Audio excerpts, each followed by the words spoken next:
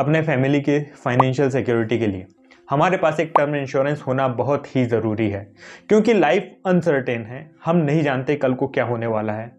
जैसे कि हम लोगों ने देखा था कोविड के समय बहुत सारे यंग पीपल एक्सपायर हो गए थे कोविड के कारण, अच्छे खासे हेल्दी लोग। इसीलिए हमें हर सिचुएशन के लिए तैयार रहना है और अपनी फैमिली को फाइनेंशियली प्रोटेक्ट करना है। इसके लिए हमें टर्म इंश्योरेंस लेना ही है। इस वीडियो में मैं आपको बताऊंगा कि कैसे आप अपने लिए एक बेस्ट टर्म इंश्योरेंस सेलेक्ट कर सकते हैं, और वीडियो के लास्ट में मैं ये भी बताऊंगा कि कौन सा टर्म इंश्योरेंस बेस्ट है। तो बने रहिए वीडियो के साथ एंड तक। टर्म इंश्योरेंस एक प्योर इंश्योरेंस प्रोडक्ट होता है जिसमें इन्वेस्टमेंट का कोई भी पार्ट नहीं होता है। टर्म इंश्योरेंस हमें एक स्पेसिफिक टाइम पीरियड के लिए कवर करता है, जो कि 5 साल से लेकर 99 ईयर्स तक का हो सकता है, जिसे हम हमारी लायबिलिटीज और फाइनेंशियल सिचुएशन के हिसाब से सेलेक्ट कर सकते हैं। हमने जितने भी टर्म का कवर लिया है उस टाइम पीरियड तक इंश्योरेंस कंपनी हमें एक हायर कवरेज देती है, और उस टाइम पीरियड में यदि पॉलिसी होल्डर की डेथ हो जाती है तो इंश्योरेंस कंपनी नॉमिनी को वह सम इंश्योर्ड पे करती है, और यदि उस टेन्योर में पॉलिसी होल्डर को कुछ नहीं होता है, वह पॉलिसी पीरियड सर्वाइव कर जाता है, तो फिर उसे कोई भी बेनिफिट नहीं मिलता है। टर्म इंश्योरेंस की सबसे खास बात यह होती है कि वह बहुत ही कम प्रीमियम में हमें हायर कवरेज देते हैं, और इस हायर कवरेज से हम हमारी सारी फाइनेंशियल लायबिलिटीज़ को कवर कर सकते हैं। टर्म इंश्योरेंस लेने से पहले सबसे इम्पॉर्टेंट है टर्म इंश्योरेंस का अमाउंट डिसाइड करना, हमें कितना कवरेज लेना चाहिए। यूजुअली इंश्योरेंस कंपनी आपको आपकी एनुअल इनकम की 10 to 25 टाइम्स तक का इंश्योरेंस ऑफर करती है। हमें कवरेज लेने से पहले इस बात का एनालिसिस करना बहुत ज़रूरी है कि हमारे ऊपर क्या क्या लायबिलिटीज़ हैं, क्योंकि हमारे पास फैमिली हो सकती है, बच्चे, उनकी पढ़ाई, शादी, अपना रिटायरमेंट, इन सारे लायबिलिटीज़ को कवर करना है हमें हमारे टर्म इंश्योरेंस के सम इंश्योर्ड में। यदि कोई आउटस्टैंडिंग लोन है जैसे कि होम लोन, तो उतने अमाउंट का कवरेज भी हमें हमारे टर्म इंश्योरेंस में बढ़ाना है। या फिर हम इसे इस तरीके से भी डिसाइड कर सकते हैं कि मान लीजिए आपको आज रिटायर होना है, आपको कितने पैसों की ज़रूरत रहेगी आपको आगे सर्वाइव करने के लिए। एग्जाम्पल के लिए मान लेते हैं आपकी एज 30 ईयर्स है और आपकी लाइफ एक्सपेक्टेंसी 85 ईयर्स है। तो यदि आज आप रिटायर होते हैं तो आपको अगले 55 सालों तक उन पैसों से सर्वाइव करना है। यही वो अमाउंट है जो आपको अपने टर्म इंश्योरेंस से चाहिए। सेकंड इंपॉर्टेंट फैक्टर है कि हमारे टर्म इंश्योरेंस का टेन्योर कितना होना चाहिए। हमारे इंश्योरेंस का जो प्रीमियम होता है 2 बातों पे डिपेंड करता है। एक तो हमारा सम इंश्योर्ड कितना है, और दूसरा उसका टेन्योर कितना है। जितना ज़्यादा हम टेन्योर कवर करेंगे उतना ही ज़्यादा हमें प्रीमियम पे करना पड़ेगा।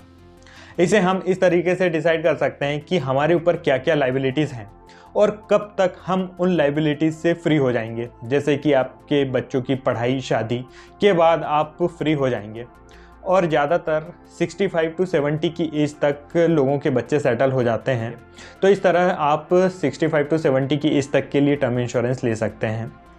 यदि आप अर्ली एज में टर्म इंश्योरेंस ले रहे हैं तो फिर 70 और 75 यहाँ तक कि 85 तक के कवरेज के लिए भी आपको ज़्यादा हाई प्रीमियम नहीं पे करना पड़ेगा। तो ऐसे केस में आप हायर एज तक कवरेज ले सकते हैं 85 तक। लेकिन यदि आप मिड एज में 35-40 की एज में ले रहे हैं तो फिर ऐसे में यदि आप 60-65 के ऊपर कवरेज लेंगे तो आपको बहुत हाई प्रीमियम देना पड़ेगा। तो फिर ऐसे केस में आप स्ट्रिक्टली अपनी लायबिलिटीज़ के अकॉर्डिंग ही टर्म इंश्योरेंस परचेज करें। टर्म इंश्योरेंस में हमें एक ऑप्शन मिलता है होल लाइफ कवर का, जो कि हमें 99 ईयर्स तक कवर करता है। क्योंकि यह हमें 99 ईयर्स तक कवर कर रहा है, इसका मतलब यह है कि हमें हमारे इंश्योरेंस का क्लेम मिलना गारंटीड ही है। यह एक टाइप का इन्वेस्टमेंट प्लान हो जाता है, इसीलिए इसका जो प्रीमियम होता है काफ़ी हाई होता है। हमें इस टाइप के प्लान्स को अवॉइड करना चाहिए। यदि हमें इन्वेस्टमेंट करना है तो फिर उसे सेपरेट करें आप म्यूचुअल फंड्स वगैरह में। टर्म इंश्योरेंस के थ्रू हम हमारी इमीडिएट लायबिलिटीज़ को कवर करते हैं, क्योंकि जब हम अर्ली अर्निंग ईयर्स में होते हैं तो हमारी सैलरी कम होती है, हमारे पास सेविंग्स कम होती हैं, बट हमारे पास लायबिलिटीज़ ज़्यादा होती हैं।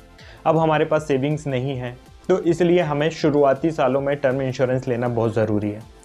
यदि आप मिड एज में हैं, 35, 45 या 40 की एज में हैं, ऐसे में यदि आप टर्म इंश्योरेंस लेते हैं तो देखेंगे कि आपका प्रीमियम थोड़ा हाई आता है। ऐसे में ज़रूरी नहीं है कि आप 75-70 तक की एज के लिए ही टर्म इंश्योरेंस लें। आप अपनी टेन्योर को कम करके अपने प्रीमियम्स को अफोर्डेबल बना सकते हैं। यदि आप 40-45 की एज में हैं और टर्म इंश्योरेंस लेना चाह रहे हैं तो आप देखेंगे कि आपका प्रीमियम थोड़ा हाई आता है। ऐसे में ज़रूरी नहीं है कि आप 70-75 तक की एज के लिए ही टर्म इंश्योरेंस लें। आप अपने टेन्योर को कम कर सकते हैं, अपने शुरुआती 15-20 सालों को कवर कर सकते हैं। आप 55 या 60 की एज तक के लिए कवर ले सकते हैं। ऐसे में क्या होगा कि आपका जो प्रीमियम है काफ़ी अफोर्डेबल रहेगा और एटलीस्ट आपके जो शुरुआती इमीडिएट लाइबिलिटीज़ हैं वो आपके इंश्योरेंस में कवर हो जाएंगी। आपको 15-20 सालों का टाइम मिल जाएगा जो कि पर्याप्त है इनफ सेविंग्स के लिए, जो कि आप अपने फर्दर रिटायरमेंट और फाइनेंशियल लाइबिलिटीज़ के लिए कर सकते हैं। टर्म इंश्योरेंस के साथ हमें कुछ एड-ऑन्स मिलते हैं जिन्हें हम राइडर कहते हैं। जिनके लिए हमें कुछ अलग से प्रीमियम पे करना होता है। पहला राइडर है एक्सीडेंटल डेथ राइडर, जो कि एक्सीडेंट के कारण डेथ होने पर हमारे सम इंश्योर्ड का 2x अमाउंट पे करता है नॉमिनी को। यह एक बहुत ही अच्छा और लो कॉस्ट राइडर है जिसका प्रीमियम काफ़ी कम होता है। यदि आप ज़्यादा ट्रैवलिंग वाली फील्ड वर्क वाली जॉब करते हैं या फिर आप कोई डेंजरस वर्क करते हैं तो डेफिनेटली आपको इस राइडर को लेना ही चाहिए। नेक्स्ट राइडर है क्रिटिकल इलनेस राइडर। यह राइडर आपकी पॉलिसी में लिस्टेड बीमारियों में से किसी एक बीमारी के डिटेक्ट होने पर आपको लमसम पे आउट करता है आपके क्रिटिकल इलनेस सम इंश्योर्ड का, जो कि 10 लाख, 15 लाख, 20 लाख कुछ भी हो सकता है, जो भी आप सेलेक्ट करें। यह एक बहुत ही अच्छा राइडर है जिसे हमें अपनी पॉलिसी के साथ लेना चाहिए, क्योंकि यदि क्रिटिकल इलनेस की पॉलिसी हम हेल्थ इंश्योरेंस कंपनी से लेते हैं तो उसका प्रीमियम हमारी एज के साथ बढ़ते जाता है, लेकिन यदि हम टर्म इंश्योरेंस के साथ परचेस करेंगे तो उसका प्रीमियम फिक्स रहेगा और आगे बढ़ेगा नहीं। एक राइडर हमें मिलता है वेवर ऑफ प्रीमियम का, जो कि एक्सीडेंट के कारण कोई परमानेंट डिसेबिलिटी होने पर हमारे आगे के सारे प्रीमियम वेव ऑफ कर देता है। यह एक बहुत ही अच्छा राइडर है जिसे हमें अपनी पॉलिसी के साथ परचेस करना चाहिए। कौन सी कंपनी का टर्म इंश्योरेंस सेलेक्ट करना है, उसके लिए सबसे पहले तो हमें ये देखना है कि जिस कंपनी का हम टर्म इंश्योरेंस ले रहे हैं उसकी फाइनेंशियल स्ट्रेंथ कैसी है, उसके पास सॉल्वेंसी कितनी है, उसका हमें सॉल्वेंसी रेशियो देखना है। सॉल्वेंसी रेशियो का मतलब यह होता है कि कंपनी ने जितने अमाउंट का कवरेज सेल किया है अपनी पॉलिसीज़ के थ्रू, उतना पैसा कंपनी के पास है भी या नहीं यदि क्लेम आता है देने के लिए। IRDA की गाइडलाइन होती है कि कंपनी के पास एटलीस्ट 1.5 टाइम्स सॉल्वेंसी होना ज़रूरी है।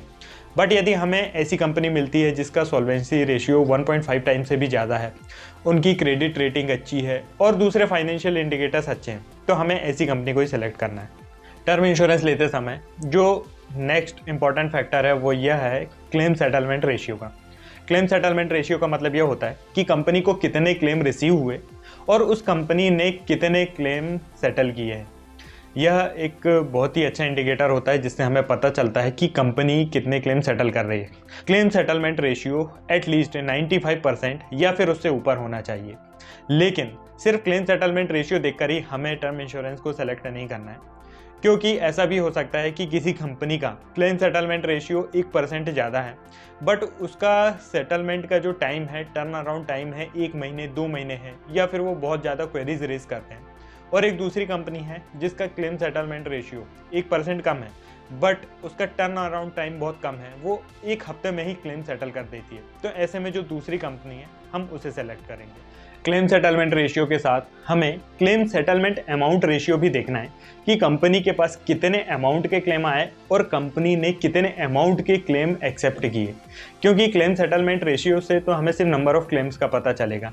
ऐसा भी तो हो सकता है कि कंपनी छोटे छोटे बहुत सारे क्लेम्स को एक्सेप्ट करती है, बट जैसे ही कोई बड़ा क्लेम आता है तो उसे रिजेक्ट कर देती है। इसका पता हमें क्लेम सेटलमेंट अमाउंट रेशियो से पता चलेगा। यह रेशियो 80 to 90% से कम नहीं होना चाहिए। इसके अलावा हमें क्लेम रिजेक्शन रेशियो भी देखना है। रिजेक्शन रेशियो का मतलब यह है कि कंपनी के पास कितने क्लेम आए और कंपनी ने कितने क्लेम अपफ्रंट ही रिजेक्ट कर दिए। यह भी बहुत हाई नहीं होना चाहिए। इसके अलावा दूसरा रेशियो हमें देखना है क्लेम रिजेक्शन अमाउंट रेशियो, कि कंपनी ने कितने अमाउंट के क्लेम अपफ्रंट रिजेक्ट किए हैं।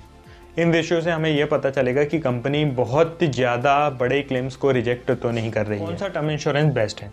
तो देखिए, सारे टर्म इंश्योरेंस ही अच्छे होते हैं, बट मैं पर्सनली बड़े ब्रांड्स के साथ ही जाना प्रेफर करता हूँ जिनका एक पुराना ट्रैक रिकॉर्ड अवेलेबल हो, जिनकी मार्केट वैल्यू अच्छी हो, कंपनी की फाइनेंशियल स्ट्रेंथ अच्छी हो। देखिए, टर्म इंश्योरेंस एक बहुत ही सीरियस डिसीजन होता है जिसे हमें प्रॉपर एनालिसिस करके एडिक्वेट कवर और किसी अच्छी कंपनी में लेना चाहिए। इसके लिए आप किसी एक्सपर्ट की एडवाइस भी ले सकते हैं। यदि आप हमारे साथ अपना टर्म इंश्योरेंस प्लान करना चाहते हैं या कोई एडवाइस चाहते हैं तो नीचे दिए नंबर में व्हाट्सअप कर सकते हैं। यदि आपको इस वीडियो से रिलेटेड कोई डाउट है या टर्म इंश्योरेंस से रिलेटेड कोई डाउट या क्वेरी है तो आप नीचे कमेंट करके या व्हाट्सअप नंबर में मैसेज करके पूछ सकते हैं। दोस्तों, यदि वीडियो अच्छा लगा हो तो इसे लाइक ज़रूर करें, चैनल को सब्सक्राइब करें। मिलते हैं नेक्स्ट वीडियो में। धन्यवाद।